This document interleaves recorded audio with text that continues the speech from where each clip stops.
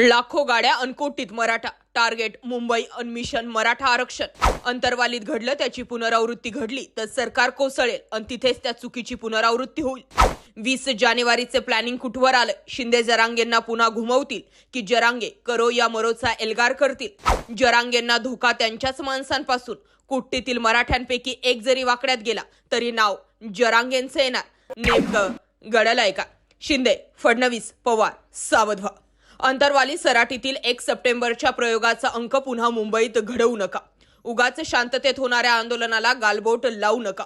मराठ्यांची शांतता तुम्हाला स्वस्थ बसू देत नसली तरी आता हीच शांतता क्रांती घडविल्याशिवाय राहणार नाही हेही स्पष्ट आहे। जरांगे पाटलांनी दिलेला हा निर्वाणीचा इशारा सध्या मराठा आंदोलनाची पुढची दिशा ठरवणारा ठरतो।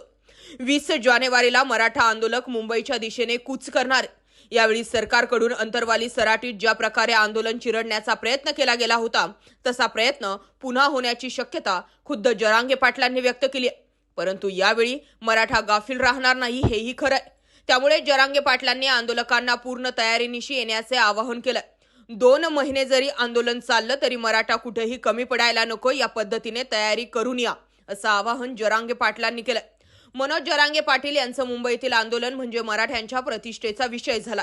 दिल्लीतील शेतकरी आंदोलनाप्रमाणे मराठ्यांचं मुंबईतील आंदोलन राहणार आहे। सरकारनं 2 वेळा मराठ्यांना दिलेला शब्द फिरवला, त्यामुळे हे तिसरं आंदोलन निर्णायक ठरणार आहे। एकतर मराठ्यांना आरक्षण तरी मिळेल किंवा मुंबईतून माझी अंत्ययात्रा तरी निघेल अशी टोकाची भूमिका जरांगे पाटलांनी घेतली आहे। मराठा आंदोलन छेडल्यापासून जरांगे पाटील पूर्ण वेळ समाजासाठी देत आहेत। आताही मुंबईतील आंदोलनाच्या पार्श्वभूमीवर जरांगे पाटलांकडून संपूर्ण महाराष्ट्रभर दौरा करून आंदोलनाची दिशा ठरवली जाते। गावागावात जाऊन मराठ्यांना आंदोलनाविषयी माहिती दिली जाते। जरांगे पाटील यांनी आता स्वतःला समाजासाठी वाहून घेतलंय। वारंवार आंदोलन करून जरांगे पाटील यांची प्रकृती खालावली आहे। तरी देखील रात्री हॉस्पिटलमध्ये सलाईन लावून हा गडी सकाळी पुन्हा समाजासाठी मैदानात असतो। एवढंच काय तर स्वतःचा मुलगा शिवराज हा देखील पोटदुखीमुळे हॉस्पिटलमध्ये असताना बाप मात्र आरक्षणाच्या आंदोलनात व्यस्त आहे। परंतु म्हणतात ना, शेवटी बाप तो बापच असतो। दिवसभरचे दौरे बैठका यातूनही वेळात वेळ काढून जरांगे पाटलांनी आपल्या मुलाची भेट घेण्यासाठी हॉस्पिटल गाठलंच। त्यावेळी जरांगे पाटलांना पाहून त्यांच्या पत्नीलाही आपल्या डोळ्यात तरळणारे अश्रू रोखता आले नाही। समाजासाठी भूक तहान विसरून एकच मिशन आरक्षण हे ब्रीदवाक्य घेऊन पुढे जाणाऱ्या जरांगे पाटलांना समाजात देव मानणारी मंडळी काही कमी नाहीयेत। जरांगे पाटील जालन्यात असताना त्यांना भेटायला एक नवविवाहित जोडपं आलं। घरची परिस्थिती चांगली असतानाही त्यांनी अगदी मोजक्या लोकांच्या उपस्थितीत अनावश्यक खर्चाला फाटा देत लग्न उरकवलं होतं। जरांगे पाटलांनी केलेल्या आवाहनाला समाजातून प्रतिसाद मिळतोय हे पाहून जरांगे पाटलांचं काळीजही खुलून निघालं होतं। नवदाम्पत्याला शुभेच्छा देताना त्यांचाही कंठ यावेळी दाटून आला। केवळ थोरा मोठ्यांनाच नाही तर बालबच्चांनाही आता जरांगे पाटील घराघरातील सदस्य वाटतात। जालन्याहून दौऱ्याला निघत असताना जरांगे पाटलांचा ताफा एका युवकानं थांबवला। आपल्या 5 महिन्याच्या तान्हुल्याला आशीर्वाद द्या आणि नंतर पुढे जा असा हट्टच जणू त्यांनी जरांगे पाटलांना केला। 5 महिन्याचं तान्हुलं वाट पाहतंय म्हणून जरांगे पाटलांनी जराही विलंब न करता आपला ताफा थांबवत तान्हुल्याला आशीर्वाद दिला। थोडक्यात काय तर समाजासाठी लढणाऱ्या जरांगे पाटलांना आता मराठा समाज आपल्या भाग्यविधाता समजू लागला। जरांगे पाटलांच्या एका आवाजानं लाखो लोक जमा होतात।